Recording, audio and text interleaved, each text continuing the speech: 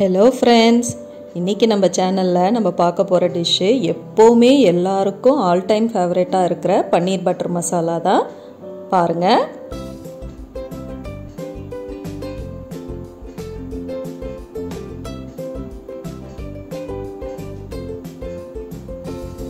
பார்த்தீங்களா எவ்வளோ எம்மியாக செய்யலாம் இதுன்னு. நம்ம இந்த டீட்டெயில் ரெசிப்பியை இப்போ வீடியோக்குள்ளார போய் பார்க்கலாம். வாங்க போய் பார்க்கலாம். அதுக்கு முதல்ல ஒரு பேனில் 1 டேபிள் ஸ்பூன் பட்டர் எடுத்துக்கோங்க. இதில் நான் 200 கிராம் பன்னீரை க்யூபாக கட் பண்ணி வச்சுருக்கேன். அதை இப்போ நம்ம லைட்டாக ரோஸ்ட் பண்ணி எடுத்துக்கலாம்.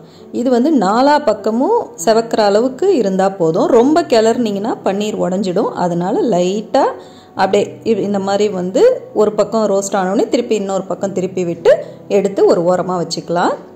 இதுக்கப்புறம் இதே பேனில் நம்ம கிரேவியை நம்ம செஞ்சுக்கலாம். அதே பேனில் 1 டேபிள் ஸ்பூன் வெண்ணெய் சேர்த்துக்கோங்க. சேர்த்துக்கிட்டு இதில் 1 டீஸ்பூனுக்கு ஜீரகம் சேர்த்துக்கோங்க. இது நல்லா பொரிஞ்சோடனே ஒரு வெங்காயத்தை நான் பொடியாக கட் பண்ணி வச்சுருக்கேன். அதை போட்டு வதக்குங்க.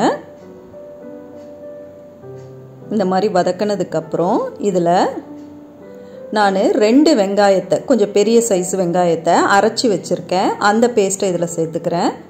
இதையும் சேர்த்து இப்போ நல்லா வதக்கி விடுங்க.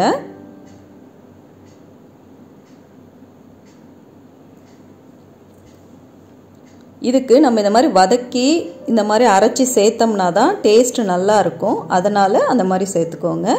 இப்போ இது கொஞ்சம் வதங்கினதுக்கப்புறம் இதில் லைட்டாக உப்பு சேர்த்து இன்னும் கொஞ்சம் நல்லா வதங்கிறதுக்கு நல்லா வதக்கி எடுத்துக்கலாம். இது கூடவே 1 டேபிள் ஸ்பூன் அளவுக்கு இஞ்சி பூண்டு விழுது சேர்த்து நல்லா வதக்குங்க.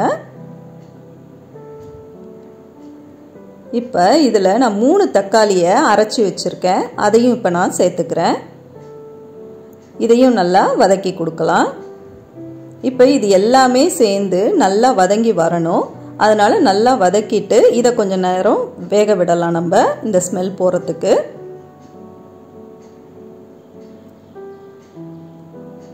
இந்த மாதிரி வதக்கி விட்டுட்டு கொஞ்ச நேரம் ஒரு 5 மினிட்ஸ் அளவுக்கு அது வெந்து வரட்டும்.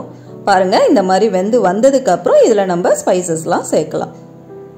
இப்போ இதில் 1/2 டீஸ்பூன் அளவுக்கு கரம் மசாலா பவுடர், 1 டீஸ்பூனுக்கு தனி மிளகாய்த்தூள், 1 டீஸ்பூன் மல்லித்தூள், 1 டீஸ்பூன் ஜீரகத்தூள். இதுதான் இப்போ இதுக்கான ஸ்பைசஸ். இதை சேர்த்து நல்லா வதக்கி விடுங்க.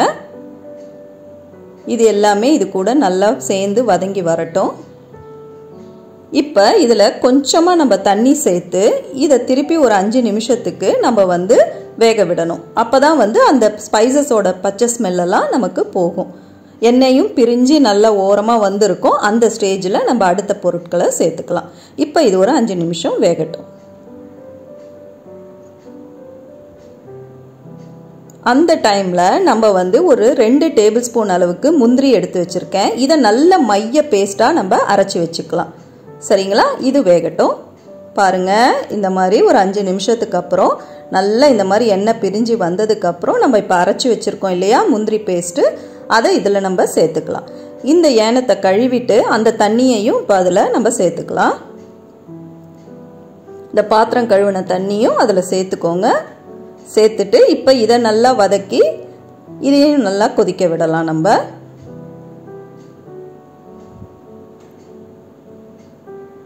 இப்போ இந்த மாதிரி நல்லா கலந்து விட்டுட்டு இதை நம்ம கொஞ்ச நேரம் கொதிக்க விடுங்க.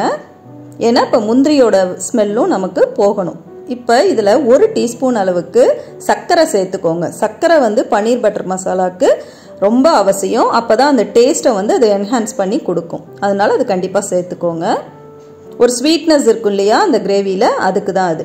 இப்போ நம்ம இந்த மாதிரி வறுத்து வச்சுருக்கோம் இல்லையா பன்னீர், அதை இப்போ நம்ம இதில் சேர்த்துடலாம். சேர்த்துட்டு ரொம்ப அப்படியே கிளறாதீங்க, பன்னீர் உடஞ்சிடும். அதனால் லைட்டாக இந்த மாதிரி கிளறி விடுங்க. கிளறி விட்டுட்டு இப்போ இந்த பன்னீரில் இந்த ஸ்பைசஸோட இதெல்லாம் இறங்குறதுக்கு ஒரு 2 நிமிஷம் போல் இது அப்படியே இருக்கட்டும். இருந்ததுக்கப்புறம் நம்ம பார்க்கலாம். இப்போ பாருங்கள், நல்லா இதெல்லாமே கொஞ்சம் கெட்டிப்பட்டு நல்லபடியாக வந்திருக்கு. இப்போ இதில் ஒரு டேபிள் ஸ்பூன் அளவுக்கு கசூர் மேத்தியை நல்லா க்ரஷ் பண்ணி இப்போ அதை சேர்த்துக்கிறேன். இது கண்டிப்பாக சேர்த்துக்கோங்க. இதுதான் அந்த டேஸ்ட்டை நல்லா உங்களுக்கு எடுத்து கொடுக்கும். இதுக்கப்புறம் 1 டீஸ்பூன் அளவுக்கு வெண்ணெய் சேர்த்துக்கலாம். இதுக்கப்புறம் இதில் ஒரு 2 டேபிள் ஸ்பூன் அளவுக்கு ஃப்ரெஷ் க்ரீம் சேர்த்துக்கோங்க. இது இல்லைன்றவங்க கவலைப்பட வேண்டாம், நம்ம பால் ஆடை இருக்குல்ல மேலே, அதை கூட எடுத்து நீங்கள் சேர்த்துக்கலாம். இப்போ நம்ம கிரேவி ரெடி ஆயிடுச்சு. இப்போ இதை சர்விங் பவுலுக்கு மாற்றிட்டு நம்ம எது கூட வேணாலும் வச்சு சாப்பிட்லாம். சப்பாத்தி, நான், ரைஸ் ஏதாவது செஞ்சோம்னா கீ ரைஸ் அந்த மாதிரி உள்ளதுக்கு கூட நம்ம வச்சு இதை சாப்பிட்லாம். இந்த ரெசிபி உங்களுக்கு பிடிச்சிருந்துச்சுன்னா இந்த வீடியோவுக்கு ஒரு லைக், கமெண்ட், ஷேர் பண்ணிவிட்டு மறக்காமல் நம்ம சேனலை சப்ஸ்கிரைப் பண்ணுங்கள். இதே மாதிரி வேற ஒரு ரெசிபியோட சீக்கிரம் பார்க்கலாம்.